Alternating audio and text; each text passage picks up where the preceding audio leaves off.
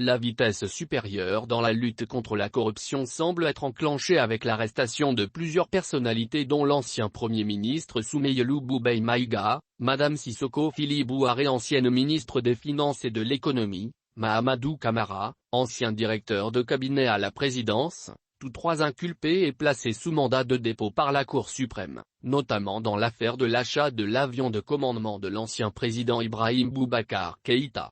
Dans cette histoire, comme dans d'autres, il se pourrait que de nouvelles interpellations soient programmées. En effet, la lutte contre la corruption promise par les autorités de la transition connaît une nouvelle tournure avec l'interpellation de plusieurs personnes soupçonnées d'être trempées dans les multiples scandales qui ont émaillé les deux mandats de l'ancien président Ibk. En effet, pendant les 7 dernières années, sous le régime calamiteux d'Ibk, ce ne sont pas les scandales qui ont manqué. De l'achat de l'avion présidentiel à l'acquisition des équipements militaires pour l'armée malienne en passant par les affaires non moins sulfureuses d'Engreffe relatées. Ce régime de destruction nationale s'était abonné aux scandales financiers sur fond de dilapidation des ressources de l'État. Des scandales qui ont mis la République au fond d'un gouffre financier sans précédent dans l'histoire de notre pays. Aussi, l'achat de 2 hélicos Puma, en 2017, avait donné lieu à un vaste scandale, après que le président de la République Ibk ait confirmé dans un entretien à Jeune Afrique que les avions achetés sous son magistère sont cloués au sol faute de maintenance appropriée. Puis, ce fut au tour du président de la commission défense de l'Assemblée nationale de l'époque, Karim Keïta, le fils du président de la République, de déclarer, lors d'un colloque à Paris, « Les hélicoptères que nous avons achetés ne peuvent plus voler, ça marchait au début mais, vraisemblablement, on a un problème d'entretien depuis l'achat, je me demande si on n'a pas été floué à l'achat. » Cette déclaration du président de la commission défense de l'Assemblée nationale avait à l'époque réveillé les forts soupçons de surfacturation et les malversations portant sur les ressources financières destinées à acquérir des équipements pour l'armée. Déjà, à l'achat de ces hélicoptères, un officier supérieur de l'armée malienne avait déclaré dans Bloomberg News, parution du 13 juillet 2017, « Nous avons 2 hélicoptères cloués au sol et qui ne servent à rien. » Avant de préciser, les appareils sont cloués au sol parce que l'armée ne peut pas obtenir les pièces de rechange. Énième scandale s'ajoutait à une longue liste de magouilles et de surfacturation qui ont entaché le mandat d'Ibk ces dernières années. En effet, le régime défunt s'était singularisé par sa propension à susciter des scandales.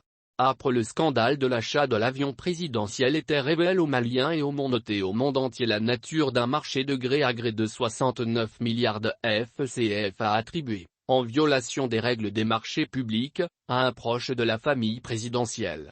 Avec l'avenant, le marché a finalement porté sur 108 milliards de FCFA. Le fait que ce marché ait été attribué de gré à gré constitue un piétinement flagrant des principes élémentaires de passation de marché public. Pire, dans le même contrat, les Maliens apprendront que la ministre des Finances de l'époque avait couvert ce marché par une garantie de 100 milliards de francs CFA. Des personnalités, l'on se souvient, avaient profité de ces affaires pour se livrer à des surfacturations dont seules les républiques bananières ont le secret. 2016, le gouvernement a remis au MOC, mécanisme opérationnel de coordination, 42 véhicules destinés aux patrouilles mixtes. La presse a rapporté que lesdits véhicules ont coûté à l'État 2,3 milliards de FCFA, soit plus de 50 millions l'unité. Le Parona a, au mois suivant, publiquement critiqué ce marché et sollicité l'intervention des pouvoirs publics pour sauver l'argent public. En vain. Après l'affaire de l'avion présidentiel et des équipements militaires surfacturés, le Malien lambda était loin de s'imaginer qu'un autre scandale, portant lui aussi sur des milliards de FCFA, éclaterait. Énième scandale portait sur une 60aine de milliards FCFA destinés à l'achat de l'engrais pour les paysans, sous forme de prêts à rembourser dès la fin des récoltes dans les opérations de développement rural. C'est un minuscule groupement d'intérêt économique, qui était chargé de l'attribution, à travers un avis d'appel fort douteux, de ce gros et juteux marché à des fournisseurs, parfois sans foi ni loi. Il a fallu qu'un concurrent mécontent crache dans la soupe, en soumettant au test de conformité l'engrais d'un rival à un laboratoire de la place, pour que le pot rose soit découvert et que la vérité dans toute son horreur commence à être étalée sur la place publique. Le président de la République a promis la fermeté dans ce dossier au cours de la session du Conseil supérieur de l'agriculture qu'il a présidé le 16 mai 2016. l'opinion a longtemps attendu sa réaction. En vain. Engrais et logements sociaux aussi.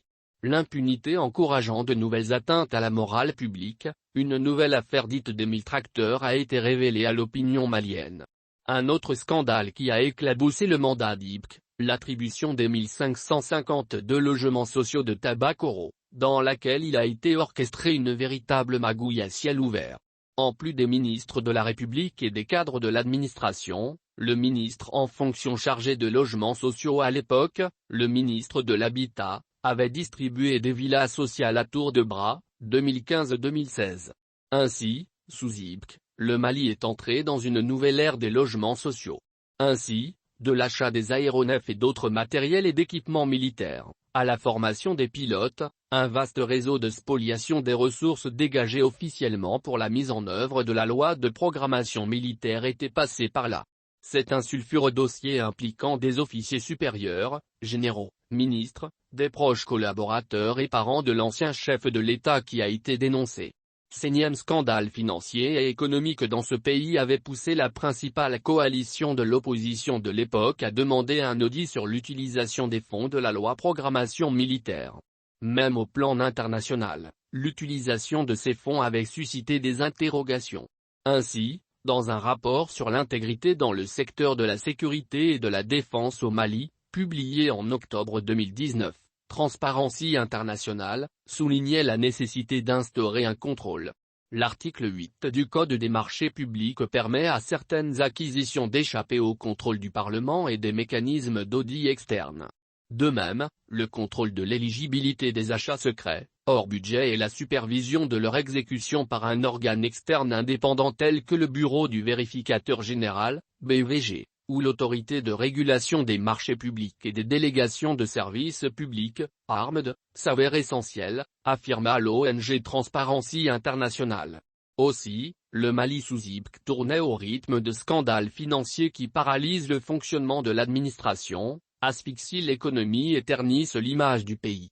Outre l'achat d'avions de commandement, contrats d'armement, accusations de connexion avec un parrain de la mafia, sanctions des bailleurs de fonds notamment le FMI, infestation du pouvoir par la famille, d'autres scandales, dont entre autres rénovation de résidences privées, surfacturation, l'affaire projet Sundiata, énergie, les rapports du vérificateur général, aéroport du Mali, les marchés de gré à gré de l'Office du Niger en traduisant en actes ses engagements de lutte contre la corruption et la délinquance financière. Les autorités de la transition répondent aux souhaits de la majeure partie du peuple. Car le peuple attend le retour à la justice sociale et la lutte contre l'impunité. Donc, il était plus que temps d'entamer des procédures judiciaires contre toutes les personnes physiques accusées de corruption, de détournement des biens ou des fonds publics.